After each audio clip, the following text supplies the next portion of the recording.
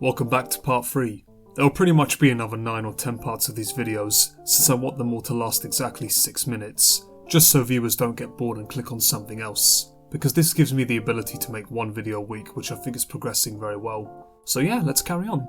Number 33 is the Spirit. Such a superior killer out of all of the other ones. I don't consider her average as I've played as her so many times. She was also one of the first killers I've played since I got the Nightmare Edition for Christmas, but she can be slightly uncontrollable. The Spirit can actually make herself invisible for like a few seconds and speedwalk to the survivors, which gives her the chance of downing them, since players can't really tell where exactly she's at. They can't even hear her approaching them before she uses her surprise attack on them, so this actually does demonstrate her highly influential powers and abilities into winning the matches, due to her attacks and invisibility she uses that influences the survivors and their ways of escaping. However, if you do end up selecting and playing as Spirit, it's not so effortless. I guess she is kind of fast, but a lot quicker when she's invisible, and as you control Yamaoka in invisible mode, it can be challenging to ensure she goes the exact direction you want her to, slightly left, slightly right, or anyhow. Similar to the Hillbilly, depending on what direction you want her to go to, the Spirit can still be pallet stunned while in invisible mode,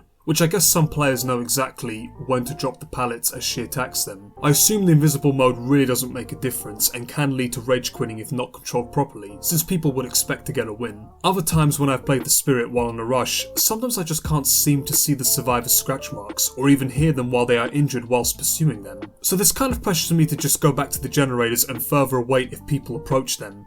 And I just think it's a waste of time. That is the main reason why I don't find Yamaoka that good or fun to play as, but still have managed to get some kills and wins at least while playing as her for the very first and last time. So yeah, a pretty sick but decent killer because of her unmanageable abilities. The only thing that I really like about her is her perk Rancor, where she uses it to one-hit survivors while they are exposed, when all the generators are repaired, and no matter what life the survivors are on, since they only have 3 lives, the Spirit can just instantly kill them by mooring them.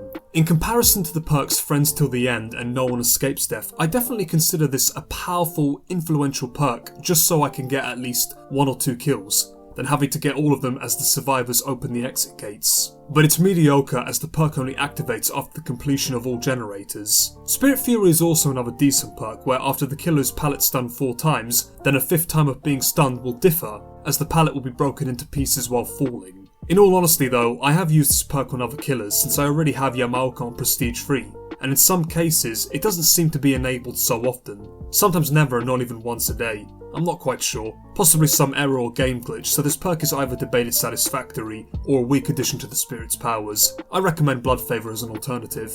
Number 32 is the Skull Merchant. She's actually not that bad and very manageable, but she's so boring. I mean, the drones? Come on. This killer literally is human and all she does is send her drones into the air, so that they can surround the generators and scan for any trespassers. As the drones do so by identifying the survivors, this alerts the Skull Merchant's attention into appearing and killing the survivors as she chases them. This is actually a very smart observation in order to prevent the survivors from touching the gens, since the Skull Merchant was one of those killers that was also very hard to beat when it comes to disabling the drones in quick timing, but nowadays she's not so difficult. I really find Adriana tedious since that is all she does, which is just setting up the drones and activating and deactivating them, simply leading to her defeat when the survivors disable them before they are scanned by them. It's very clear that she's been currently nerfed, so possibly not such a fun killer to play as anymore. Adriana doesn't look terrifying, and yeah, I don't think any of her add-ons or perks are that effective. She's just a human that is alerted by her drones in case of a bystander that attempts to shut them down, and then just randomly appears to eliminate them.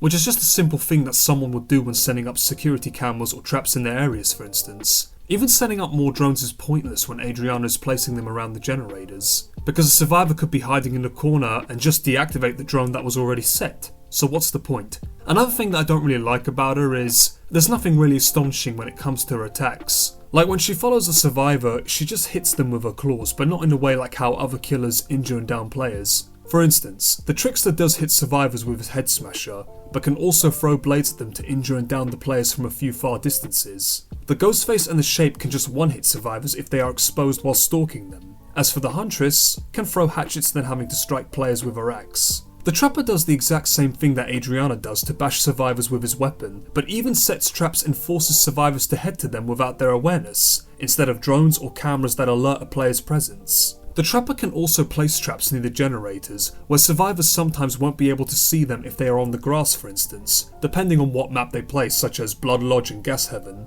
The Cenobite is also summoned when someone tries to get rid of the box, which gives him the urgency to teleport to the box and even uses mid-air hooks to trap the survivors from escaping while they are pursued by him. Even the Knight is alerted by his minions while they spot a survivor, which urges him and his minions to appear and take out their opponents. So there is nothing like that the Skull Merchant could commit to doing, like sending the drones to attack players as she follows them.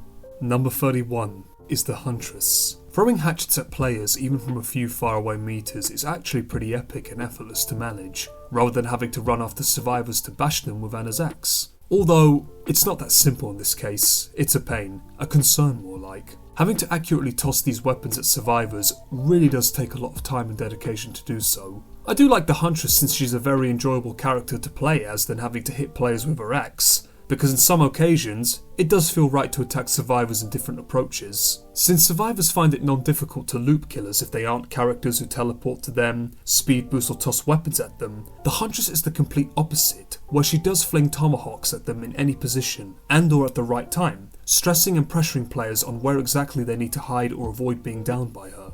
But the truth is, people who have played against Anna, including me of course, some of us and occasionally do tend to find it easier to win against the Huntress. Like when she tosses her weapons at people, you can easily duck down after you vault, drop a pallet or move to the other side as she flings her tomahawks, which makes the killer miss her targets. Not only that the Huntress is a slow runner, which is a negative aspect of this killer, the Huntress can still easily miss downing the survivors from close and far distances. Like when she's about to throw her hatchets towards them at a close distance, she can still end up throwing her weapons on the ground, trees, walls, rocks and pallets. Also depending on what map you play that has too many objects in her way. What would be the point of doing that? Even from a far gap, if she can see the survivor's auras, no matter what aura reading perks she carries, yet again can still miss her shots, because you can't always tell where exactly the survivors are at or where they are about to move. I mean, people have been able to effectively and accurately toss tomahawks as Huntress from both far and close distances, successfully injuring and downing survivors, but so many players can find Huntress a much easier objective to oppose, because most of the time, she just throws hatchets and can instantly fail to hit them, even if the player playing as Anna is a starter or expert.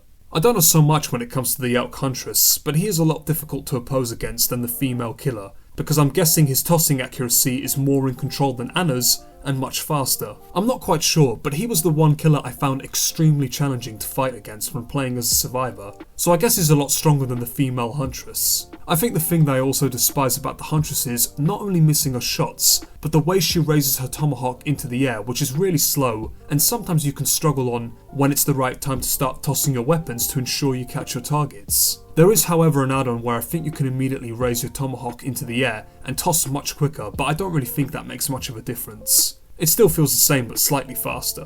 One more advantage that makes her quite difficult to oppose as a survivor is that you can't really hide into any of the lockers since they are filled with her weapons inside, and as you do end up getting captured by her if she finds you in one of them. Although I'm pretty sure most gamers are fully aware of this, even beginners as well. Another note to add is, one of the Huntress's perks, known as the Lullaby one, isn't really that useful to use, because if people do end up hearing the Huntress singing, they will already notice it's the Huntress they are playing against. So even if players hear her singing, approaching closer to them, or hearing the humming from a few faraway distances, gamers can still hide in bushes or buildings than closets, and immediately abandon their generators so that the killer doesn't catch them in the act. I guess it's best if the Huntress doesn't use the Lullaby perk, but the Tinkerer one, where in the beginning of the match, this can confuse players on who they are fighting against before, or as they are repairing generators, which I think is a much better perk to use as an alternative. It really takes a lot of commitment to play this killer and cope with the amount of losses you face, so I guess I advise you not to play this killer, or do so, but accept defeat,